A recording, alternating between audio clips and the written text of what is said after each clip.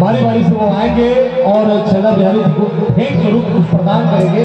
मैं बड़ेपुरा के उन तमाम सम्मानित गणमान्य व्यक्तियों से निवेदन करना चाहूँगा कि आप सादर आमंत्रित हैं मंच पर आए और जो सम्मान देना चाहते हैं बिहारी जी को आप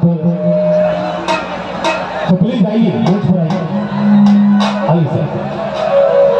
और आप लोगों को तत्पर से तालियां बजनी चाहिए जब सम्मानित किया जाए आपके चहेते कलाकार भाई छेला बिहारी जी को जोरदार तालियां बजनी चाहिए। क्या बात, ये सम्मान बड़ेपुरा के इस धरती पर हुआ है, बड़ेपुरा के लोगों के द्वारा, तमाम समाज के द्वारा। बहुत बहुत शुक्रिया। चलिए सर और आगे बढ़ते हैं। दौड़ आरंभ है, अब आप लोग पूरी रात मस्ती में रहे और मस्ती का जाम पीते रहे।